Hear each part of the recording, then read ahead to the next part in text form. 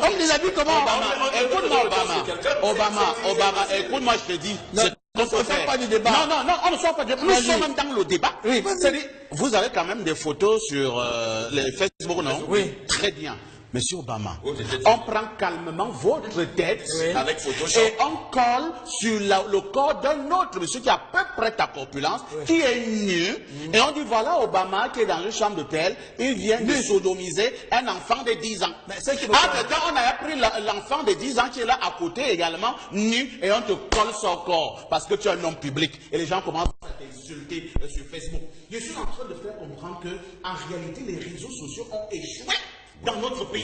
Il faut avoir l'honnêteté intellectuelle de le reconnaître et de recadrer cette affaire.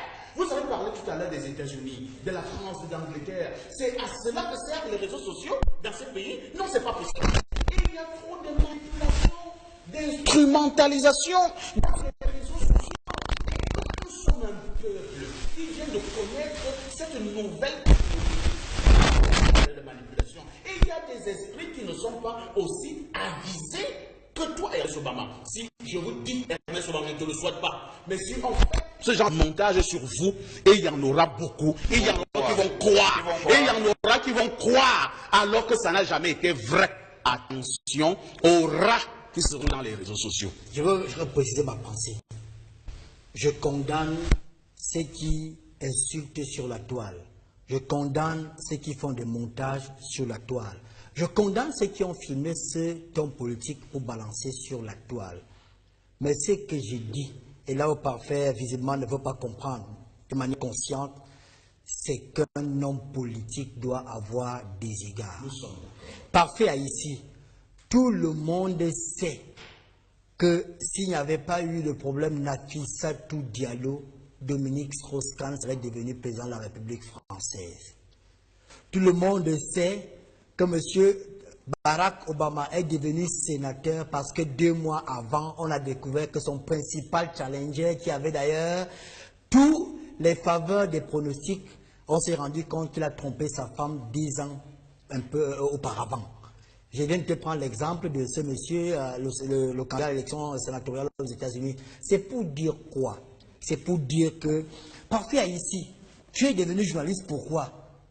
Moi, je suis devenu journaliste parce que j'ai fait fou de 2 personnes, Thierry Gilardi et Jean Lambert Nan.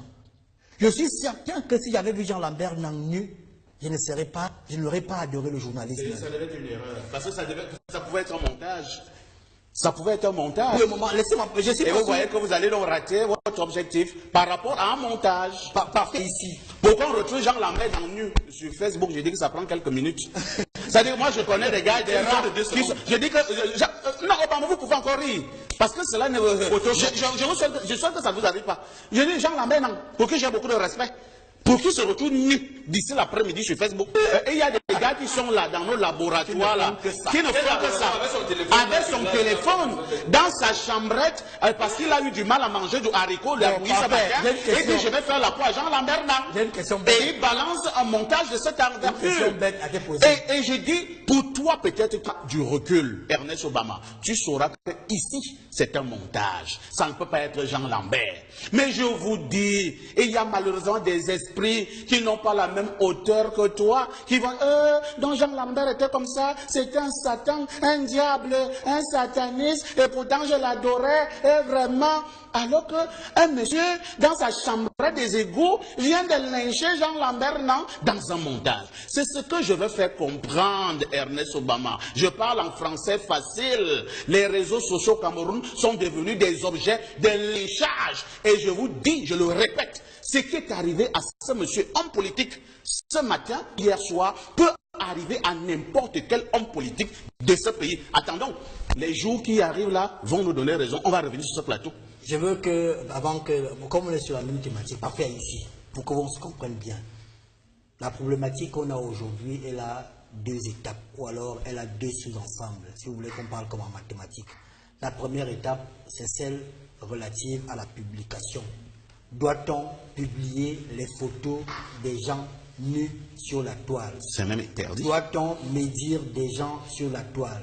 Doit-on diffamer sur la toile?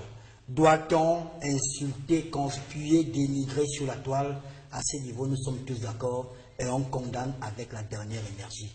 Quand on sort de ce c'est-à-dire de cette première sous-problématique, appelons ça comme ça, on passe à la deuxième qui concerne donc l'homme politique qu'on a vu nu sur la photo. Je répète parfait ici que cette photo aurait pu être celle d'un taximène, d'un moto-taximène. On a beaucoup de respect pour ces gens-là. Mais je ne comprends pas pourquoi vous ne voulez pas. On est d'accord. Et je continue en disant, parfait ici, que quand on se lève un